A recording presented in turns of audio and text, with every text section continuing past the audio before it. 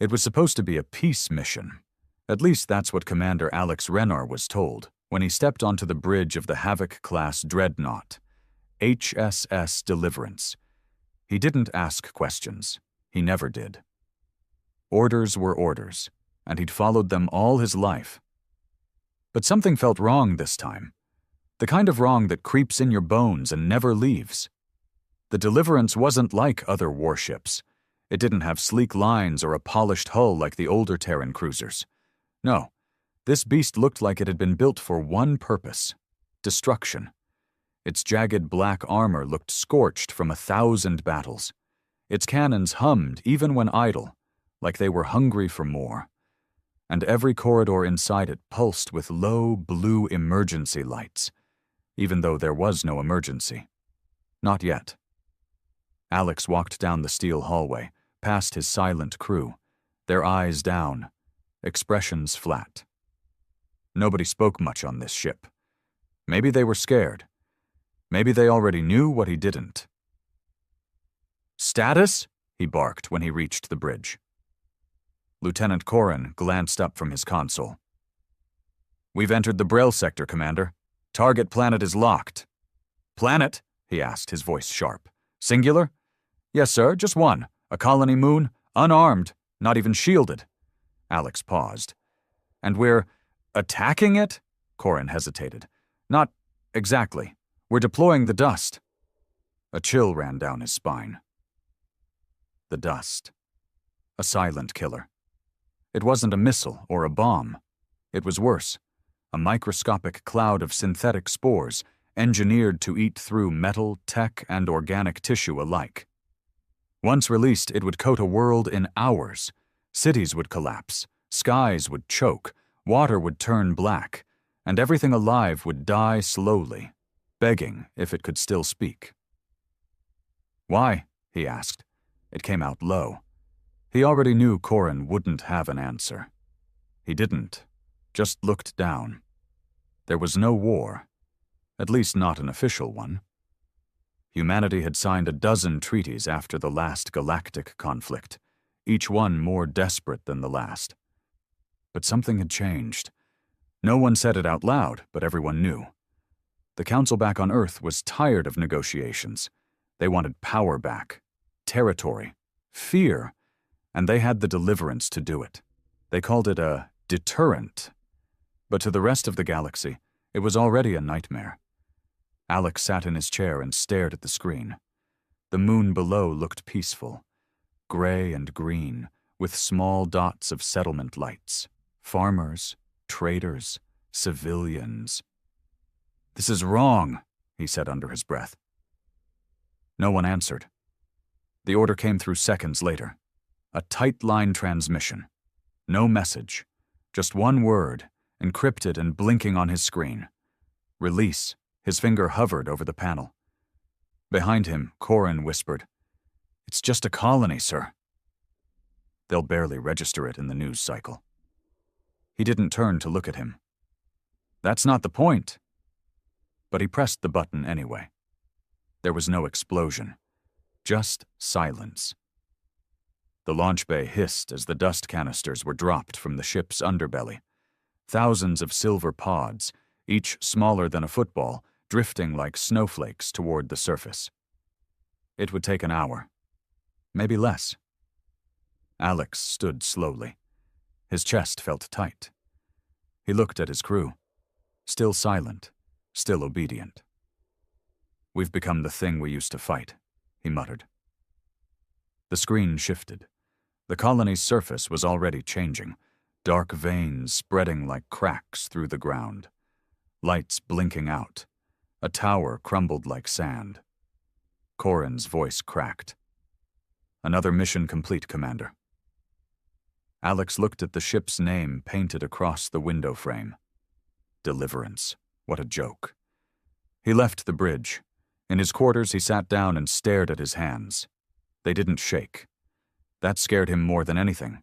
He was getting used to it. 3 days later, the ship jumped to its next target. Another peaceful moon. Another order to release. Planets weren't falling in battle. They weren't fighting back. They were just disappearing. one by one, and the galaxy was watching. Terrified. 3 days. That's how long it took to move from one graveyard to the next. The Deliverance slid silently through slip space, its engines dark, its weapons quiet, for now. No celebration, no noise, no music in the mess hall. Just the low hum of something ancient and angry, buried inside the ship's hull and inside the people who worked it. Alex Renar stood in front of his mirror, his uniform crisp, hair neatly trimmed. His face looked older than it had last week. Harder. Maybe it was guilt. Maybe it was survival. Behind him, the AI spoke, voice cool and emotionless. "We are nearing the coordinates of Target 09. Estimated time of arrival, 4 hours. "Target?" he asked, his voice sharp. "Yes, Commander. An approved priority objective." He turned. "Is it armed?" A pause. Number civilian population of 6.2 million. Mixed species. Agricultural and cultural center. No military presence detected. Alex shut his eyes. He'd hoped, stupidly, that this one would be different. A reason to justify the next purge. But there never was. Not anymore. He entered the bridge 10 minutes later. Corin was already there, his expression unreadable. Next to him stood Tessa Lynn, the new science officer. A quiet woman with a clean record and eyes that had seen more than she let on. "We're targeting Astara," Tessa said without preamble. "A neutral world. Non-aligned, peaceful. We traded with them last year." Alex stared. "That's impossible. Astara has no history of rebellion." "That doesn't matter," Corin said quietly. "It's on the expansion path now. Council wants to repurpose the system. Mining rights. Atmosphere rich in terbium." Tessa added, "The dust will make it easier. Strip it clean. Start over." "You mean kill everyone first?" Alex snapped. No one answered. He sat slowly in his chair and stared at the star field. The light from Astara's sun was soft and gold, like something from a dream. In his mind, he pictured the meadows, the towers carved from crystal, the families walking under dual moons, all about to vanish. A beeping sound broke the silence. "Incoming transmission, unencrypted, open channel." Corin raised an eyebrow. "It's them." "Astara." Alex nodded. The screen flickered and a face appeared. A woman, older, maybe in her 60s, with pale green skin and silver hair wrapped in braids. Her voice was calm, but her eyes held steel. "This is Chancellor Vey of Astara. We are unarmed and aware of your presence. If you intend to attack, do so openly. Do not poison our air like cowards." Alex didn't reply at first. The silence stretched. Then he leaned forward. "Why did you call?" Vey tilted her head. "To ask one question." "Go on." "Do you sleep, Commander Renar?" The line went dead. Corin muttered, "What the hell was that?" Alex didn't speak. His hand rested near the release switch. One flick, and another world would choke in black snow. One flick, and the Council would call it another strategic cleansing. But he didn't press it. Instead, he stood. "Lock the canisters. Hold deployment." Corin stared. "That's a direct violation." "I know what it is," he snapped. "We're not doing this." Alarms flared to life. Red lights blinked across the panels. Tessa's fingers flew across her screen. "We're being locked out. Auto-deploy override has been engaged, remotely. It's the Council." "They don't trust us anymore," Corin said quietly. "Good," Alex hissed. "They shouldn't." The screen flashed. The countdown had started. 5 minutes to dust deployment. Nothing they did stopped it. The ship was more loyal to Earth than to its crew. But Alex wasn't done. Not yet. He turned to Tessa. "What's the minimum safe jump range?" "0.9 parsecs, but we'll rip the core if we jump blind. Then we rip it." The ship trembled. The AI's voice echoed again. "Commander Renar, Abort action. This will be considered treason." He smiled without humor. "Then go ahead. Try to stop me." Tessa hit the jump. Everything went white, and for the first time in months, the dust didn't fall. The ship reappeared in the void like a dying breath. Systems screamed. Lights flickered. Smoke curled from the engine ducts. The Deliverance had survived the blind jump, barely. Its hull groaned like a wounded animal, and the stabilizers were completely offline. But they were alive. More importantly, Astara was too. Alex clutched the edge of the console, his heart pounding in his chest. Tessa sat slumped in her chair, a small gash on her temple bleeding slowly. Corin was already at the emergency panel, hands moving fast, trying to stabilize the life support systems. "Damage?" Alex barked, coughing through the smoke. Tessa wiped the blood from her brow. "Jump core's fried. FTL is dead. We're drifting." "Can we get it back?" "Not without a full dock and crew. We're stranded." Corin added, "We might have taken core backlash. Radiation pockets near Engine 4. I'll send drones to contain it." Alex leaned back in his seat. The AI was silent now, disabled. He'd ordered a manual override just before the jump. A desperate gamble. It had worked. The Council couldn't control the ship remotely anymore, but the cost was steep. They were alone, floating in deep space. "We'll fix what we can," he muttered. "Then we figure out what's next." Tessa turned slowly to him. "You know what this means, right? They'll hunt us." Alex nodded. "Let them." Hours passed. The crew worked in silence, repairing what systems they could. They were fewer than most thought. Only 35 souls ran the Deliverance. The rest was automated. But every one of them had followed orders until now. Some had done it blindly, some reluctantly, a few even with pride. That was over. When Alex stepped into the mess hall later that day, the crew was gathered, some seated, others standing in the dim light, waiting. They knew what had happened.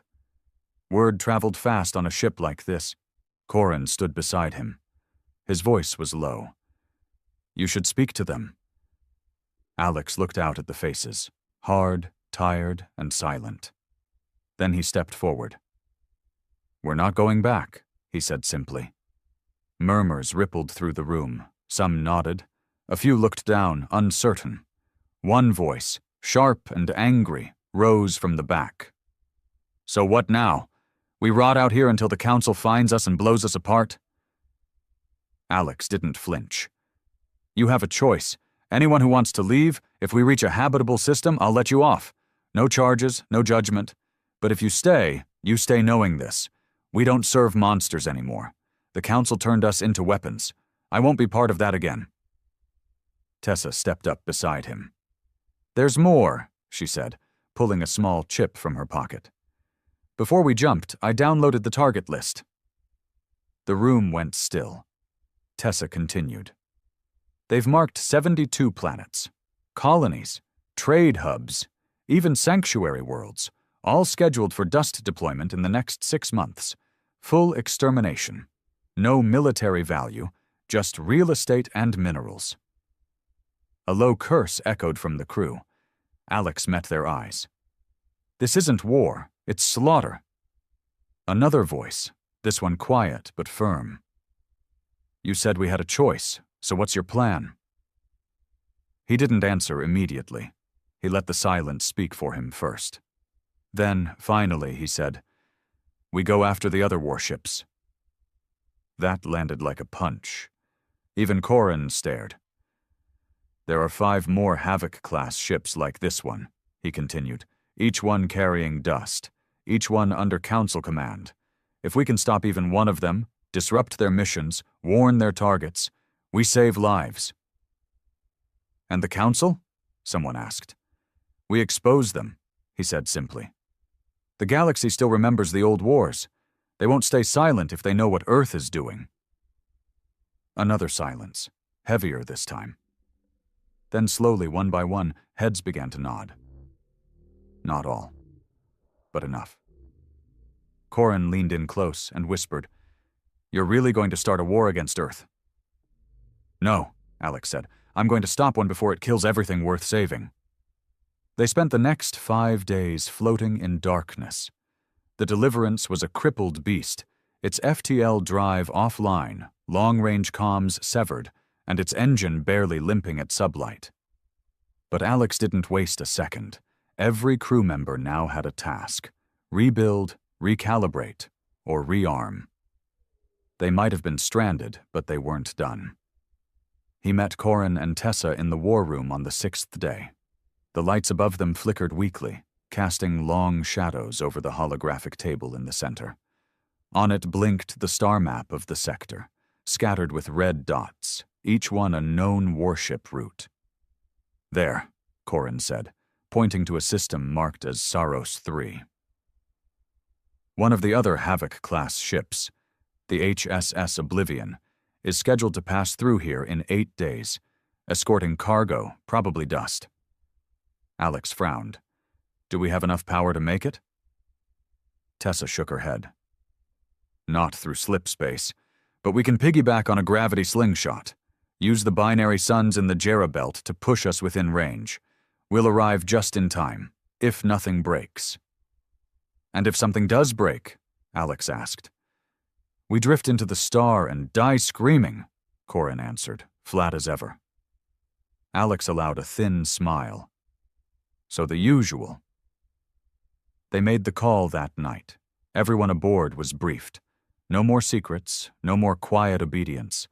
They weren't just a rogue crew anymore. They were rebels against Earth itself. That kind of truth deserved honesty. Alex stood in front of the crew once again, the hum of the failing engines deep beneath his boots. "We're not trying to win," he told them. "Not outright. We don't have the power. But we can hurt them. We can make sure the truth gets out. We can warn the next planet, and the next one, until someone listens." No applause, just grim acceptance. The plan was simple. Ambush the Oblivion before it could deploy its dust. Not destroy it, disable it, hack the transmission logs, pull every secret the ship carried and broadcast it on every open frequency. Proof of what Earth was doing. Proof the galaxy couldn't ignore. But the universe doesn't let heroes win easy. As the Deliverance curved around the binary suns on the 7th day, its hull groaning under the stress, the alarms screamed again. Corin was the first on the bridge, scanning the sensors. Tessa wasn't far behind. "What is it?" Alex asked, striding in, hair cropped short, eyes sharp. Corin didn't look up. "Not just the Oblivion." Tessa pointed at the map. "There's another ship in the sector, smaller, scout class, fast, probably tailing us since Astara." "Council watchdog," Alex muttered. "Or worse," Tessa said. "It's broadcasting a stealth beacon." The room went silent. That meant only one thing. Reinforcements were coming. Earth knew they'd gone rogue. And now they were being cornered like prey. "We have to move now," Alex ordered. "Skip the ambush. Hit the Oblivion while we can." "But our systems," Corin started. "We'll hold," he cut in. "They don't have a choice." They throttled forward, pushing the ship beyond its limits. The lights dimmed, and the hull screamed again. But it held. On the 2nd day of approach, the Oblivion came into view. An angular black fortress, even larger than the Deliverance, coasting near a small asteroid belt. It hadn't seen them yet. Alex stood over the tactical display, heart pounding. His voice was low, steady. "We only get one shot." Tessa adjusted the targeting arrays. "There's a vulnerability in their rear engine, standard for dust carriers. If we knock it out, they'll lose propulsion. They'll drift." "And the dust pods?" Alex asked. "They won't launch without a hard signal from Earth. We cut that too." The ship crept closer, silent as death. And then the stealth beacon lit up behind them, The scout had caught up. "Incoming transmission," Corin said. Alex narrowed his eyes. "Play it." The voice that came through was calm, female, cold. "This is Admiral Yelna of the Earth Council. Commander Renar, you are ordered to stand down. Return the Deliverance or be treated as an enemy of humanity." Alex stepped closer to the console, leaning in. "Tell the Council," he said, voice low and sharp. "Humanity doesn't follow monsters." He ended the transmission. Then he turned to his crew. "Fire." The first strike hit the Oblivion dead in its thruster array, slicing through the armor like a blade through silk. And just like that, humanity's warships were at war, with each other. The battlefield bloomed into fire and chaos. The Oblivion reeled from the first strike. Its rear thrusters burst apart in a chain reaction of plasma and fire, leaving it tumbling in space, helpless. But the moment of advantage didn't last. From the far side of the asteroid belt, the Council scout ship roared into view, weapons already charging. "They brought railguns!" Corin shouted. "Fast, armor-piercing. If they hit the core—" "They won't," Alex snapped. "Keep moving. Hit the Oblivion's comms array. We cut them off. They can't call for backup." Tessa's fingers blurred over the console, teeth gritted. "Target locked. Firing in 3, 2. The blast lanced through space. Direct hit. The Oblivion's central dish shattered, sparks spraying into the black. Alex could almost feel the scream of its systems as the link with Earth was severed. One warship silenced. But the scout wasn't waiting. A sharp impact rocked the Deliverance, sending crew members tumbling. The lights dimmed again. Sparks flew from the ceiling above the helm. A deep, metallic groan rolled through the ship's bones. "We're hit!" someone yelled from engineering. "Deck 4's hull is breached. Emergency seals holding, but barely." "They're targeting weak points," Corin growled. "They know this class of ship. They know us." Alex clenched his jaw. His mind worked fast. The scout was too fast to hit with conventional artillery. But it had one weakness. It couldn't take what it dished out. If they landed even one solid hit— "Tessa, reroute power to the forward cannon. All of it. But the shields—" "Do it!" Alex barked. "We won't need shields if they're dead." The lights flickered again, dimming further, and a low hum began building from the underbelly of the ship. The forward cannon charging for its only shot. One shot, one chance. "Steady! Steady!" The scout twisted and darted between debris and wreckage like a wasp, its next strike already charging. It veered left, then right, then came straight at them. "Now!" Alex roared. The cannon fired. There was no sound in space, but the explosion lit the void like a newborn sun.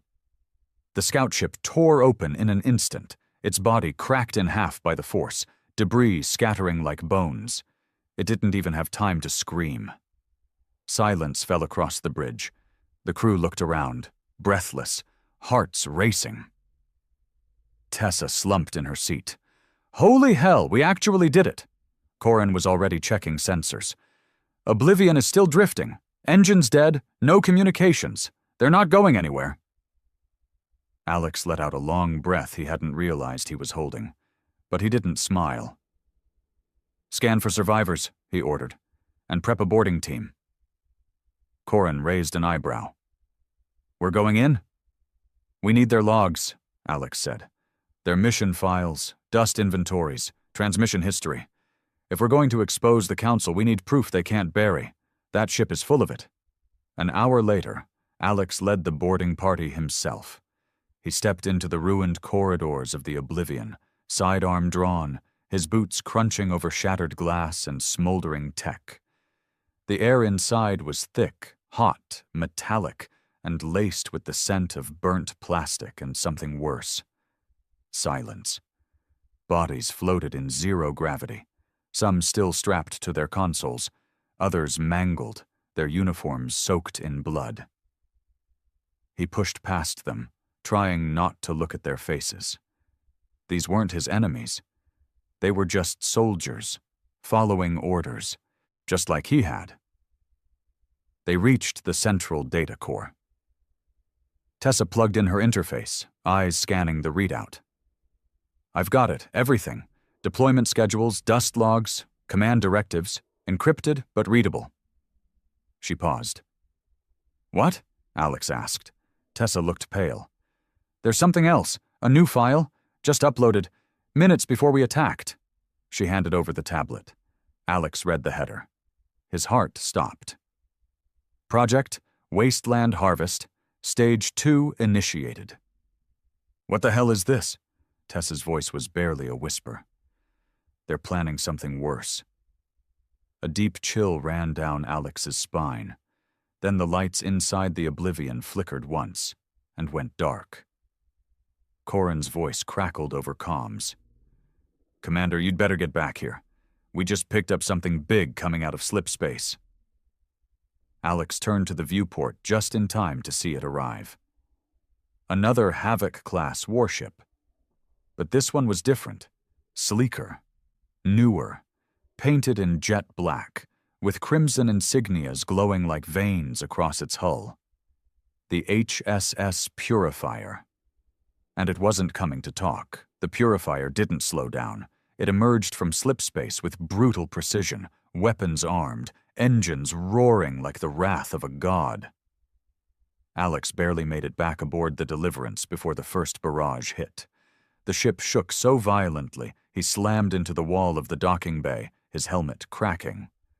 Pain bloomed across his shoulder, but he pushed through it, ran through the smoke-filled halls, past crew shouting orders, past the hiss of pressure leaks and flickering lights.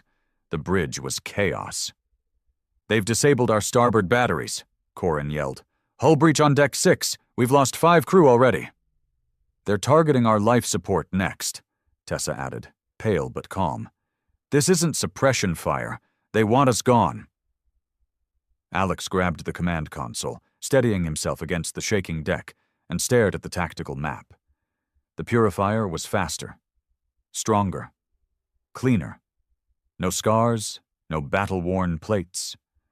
The Council had sent their new toy, probably captained by someone fresh, obedient, and cruel. How the hell did they find us so fast? He muttered. Tessa answered without looking up. The scout ship. It was a beacon. Alex swore under his breath. Of course, the moment that scout had seen them veer off course, it had sent out more than a warning. It had tagged them with a tracking signature. The Council hadn't just come to finish the job. They'd come to make an example. Options? He asked, though he already knew the answer. Corin's jaw was tight. Head-to-head, we lose. We're slower, older, and already damaged. If we stay here, we die. Can we run? He asked. Tessa's fingers flew. I can get us a half-jump. Dangerous. Might tear us in 2. But it'll put us near Vega's asteroid field. We lose them in there, we might live. And if we don't, Tessa glanced up, we get vaporized. Alex stared at the display again. The Purifier was getting closer. His gut screamed that this was more than just an execution mission. This was personal. They wanted him. The traitor. No, he said at last. We don't run. Corin blinked. What? We don't outrun it. We outsmart it. He zoomed in on the battlefield. The Oblivion still drifted behind them, dead in space, but filled with volatile fuel cells and unused dust canisters. Alex turned slowly to his crew. We rig the Oblivion to blow. Silence. You want to make it a bomb? Tessa asked. We make it a ghost. We leave just enough signature behind that it looks like we're still aboard. Then we trigger the core remotely. When the Purifier comes in close to finish us... Corin's eyes widened. We send it straight to hell. Alex nodded. We cloak the Deliverance, drift out with the debris. Buy us time, maybe a few days. Long enough to regroup, long enough to send that data dump. It was insane, risky. It would cost lives if they mistimed even a second of it. But the crew nodded. Because the truth was, none of them wanted to run anymore. They worked fast. Drone crews swarmed over the Oblivion, planting charges near the core. Tessa rigged the signature distortion arrays, copying the Deliverance's ID to the Oblivion's nav log. Meanwhile, Alex composed a short message on a tight beam broadcast. Not to Earth. Not yet. To the neutral worlds. The silent ones. The ones who had watched but said nothing. He loaded the data Tessa had found. Every classified directive, every recorded order for planetary erasure. Every piece of Earth's monstrous plans. He added just one line of his own voice, steady and cold. You were right to fear us, but not for the reasons they told you. The purifier closed in. 5 kilometers. 4. 3. Corin stood by the detonator, hand steady. They're hailing us, demanding we surrender. Alex turned his back to the screen. 1 kilometer. He nodded once. Corin pressed the button. The Oblivion erupted in a ball of fire that swallowed half the stars in the viewport. The shockwave punched outward, shredding everything within 5 clicks. The purifier didn't have time to evade. Its shields flickered once, twice, then collapsed. The blast tore into it, ripping open its side, spilling fire and twisted metal into the void. The Deliverance, cloaked and drifting behind an asteroid cluster, watched the scene in silence. Tessa whispered, "We did it." Alex didn't answer. He just stared at the wreckage, his face unreadable. Behind them, the transmission beacon blinked green. The truth was out. But war had just begun. The galaxy did not stay silent.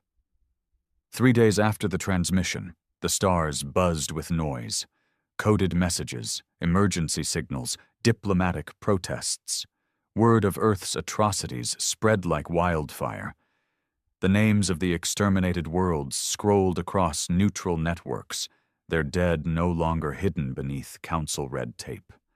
Astara, Kellen Prime, Torth's Reach, all gone or marked for erasure. And now everyone knew. Some planets responded with horror, some with disbelief, but others, those who had always suspected, responded with fury. The Deliverance drifted near the Vega asteroid field, its hull dark, systems quiet. The crew waited, braced for the retaliation they knew was coming. But instead, something unexpected happened. They got a message. Corin picked it up first. Encrypted burst transmission. Origin point, Lauren Station. Independent. Outside council control. Alex stood behind him. Play it. The voice was male, gruff, scarred with experience. This is Captain Vex Tharn of the Grudge Keeper. We saw your broadcast, thought it was a trick. Then we saw the purifier burning. That changed things. Static cracked. Then the message continued. You're not the only one sick of Earth's lies. We're moving. You're not alone anymore. Stay dark. We'll come to you. Tessa looked at Alex, stunned. He's ex-military, Earth's old command, retired after the first galactic treaty. Alex nodded. They tried to silence him years ago. Looks like he's still got teeth. For the first time in weeks, hope flickered. Not much, just enough. But it didn't last. By the time the Grudge Keeper arrived, so did another fleet. Not Earth's. Worse, the Jarl, a reptilian species once conquered by humanity, now living in exile across the rim systems. For decades they'd hidden, rebuilt, whispered. The Council had always assumed they were broken. They weren't. Tessa picked up their warp signature first. 6 ships, no communications, no ID, no transponders. Position? Alex asked. Corin answered, grim. They're circling the wreckage. The purifier. They're scanning for dust. A deep silence fell. Tessa looked up sharply. They're scavenging. Why? Corin muttered. Why would they want that stuff? Alex's voice was hollow. Because they saw what we did to Astara, and now they want to do it back. They all looked at the screen.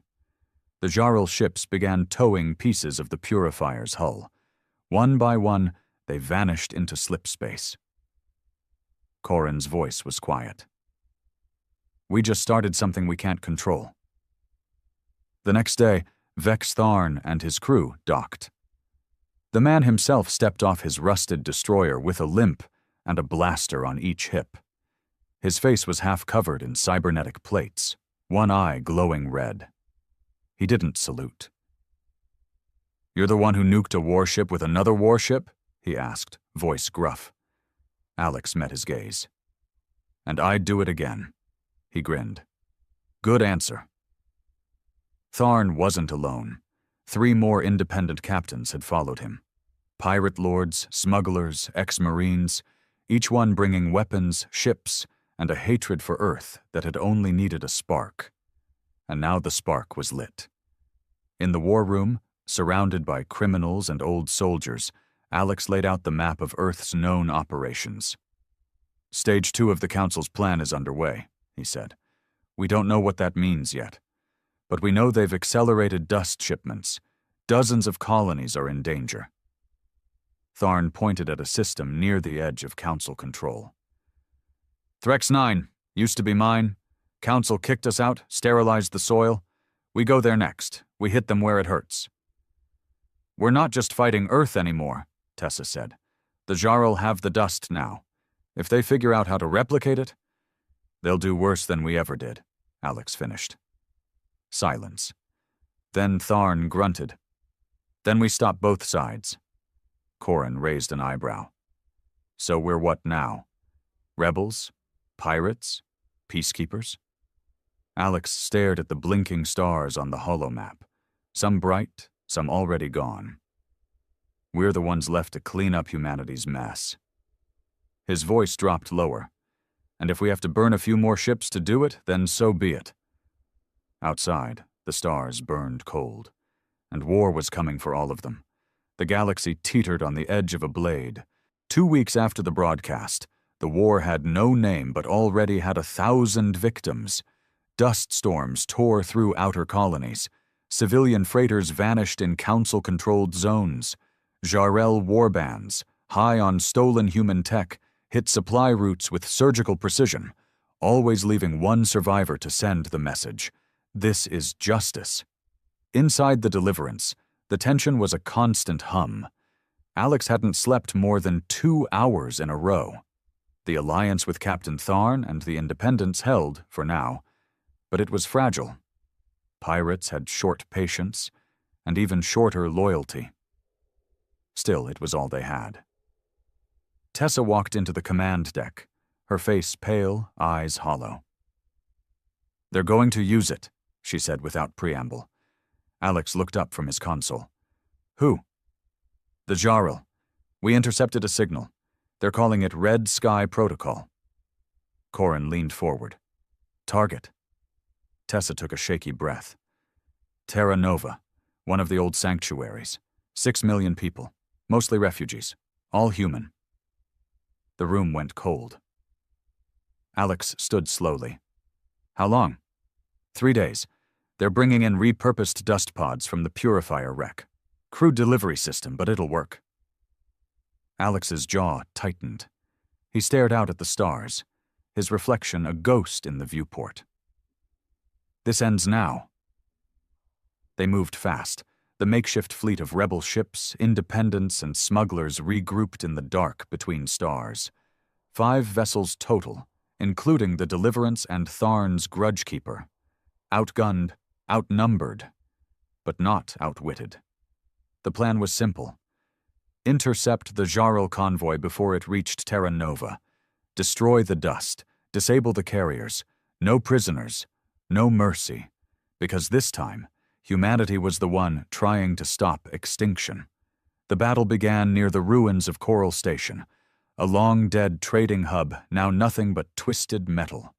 The Jarl arrived first, confident, their ships sleek and black, shaped like blades. They hadn't expected resistance. They hadn't expected him. Alex led the charge.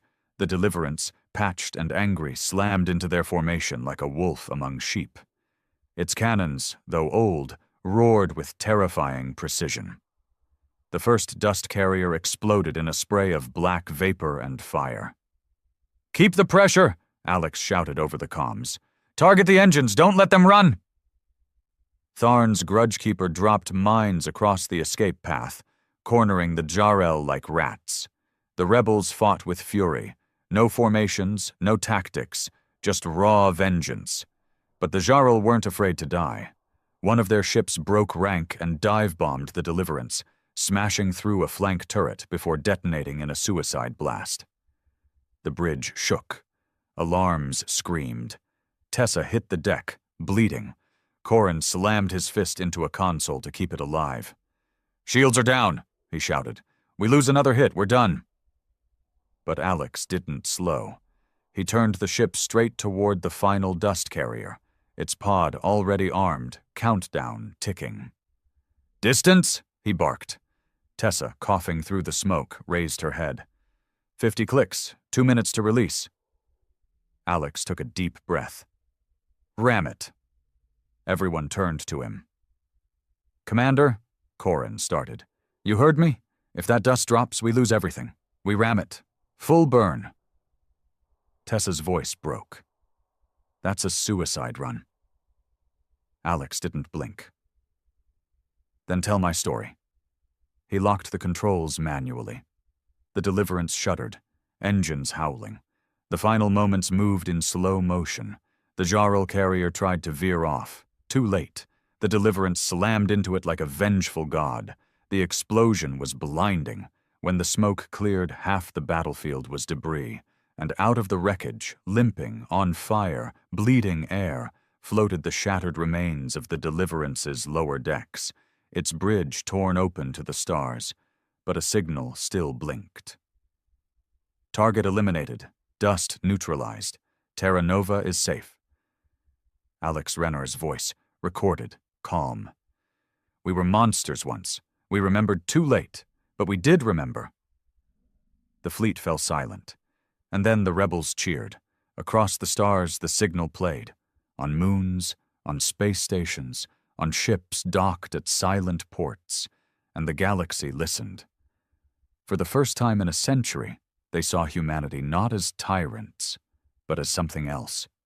Broken, repentant, dangerous, but willing to change, and far, far from done.